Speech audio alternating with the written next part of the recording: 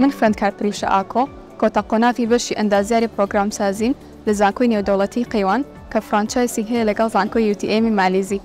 بۆ ماوەی 5 مانگ ڕاهێنانی پیشەی وەرگرتووە لە فڕۆکەخانەی نێودەوڵەتی سلێمانی کە توانیمە لێرەک و کارمەندێک کار بکەم لە بەشی ئایتینە و فڕۆکەخانە. کارەکانمان لێرە برێتیە لە چاکردنی ئامێرەکان و دروستکردنی سیستەمەکان و دروستکردنی داتابیس و چەندەها کاری دیکە.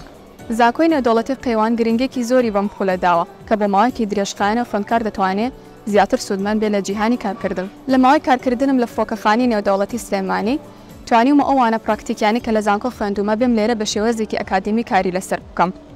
بۆ نمونە ئێمە لە فڕۆکەخانەی نێودەوڵەتی سلێمانی چەندین کاری گرنگمان هەیە بۆ نمونە چاکردنی ئامێرەکان و چەندەها کاری تر کە ئێمە توانیمانە لێرە بە شێوازێکی سەردەمیانە کاری لەسەر بکەین و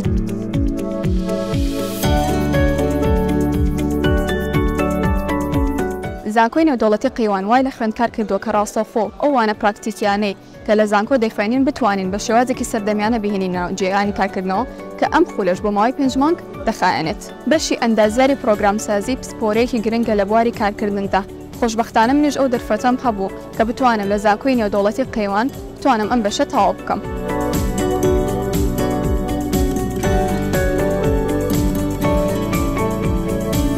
من سۆزدار مەهدی خوێندکار لە زانکۆی نێودەوڵەتی قەیوان لە بەشی ئەندازیاری پرۆگرامسازی لە بەشی ئایتی فڕۆکەخانەی نێودەوڵەتی سلێمانی ڕاهێنانی پیشەی وەرگرتووە بە ماوەی 20 هەفتە کە ئێستا لە هەفتەی 12 هەمداین. زۆر سوودم لە بینیوە توانیمە لەگەڵ تیمێکی پسپۆر کار بکەم لە برارەکانی هاردوێر و سۆفتوێر و نەتوۆرک و دروستکردنی داتابیس و چەندین براریکە. تەکنۆلۆژیا و ئەندازیاری پرۆگرامسازی بەردەوام پێویستی بە تازەگەریە بۆ ئەوەی پێداویستی هاوڵاتیان و فەرمانبەران پڕ بکاتەوە. لە فڕۆکەخانەی سلێمانی لەسەر ئەم بابەتە توانیمان کار بکەین و ئەو زانستە ئەکادیمیکە لە زانکۆی نێودەوڵەتی قەیوان فێری بووم توانیم لێرە کاری لەسەر بکەم و چەندین کێشەی پێشارەسەر بکەم.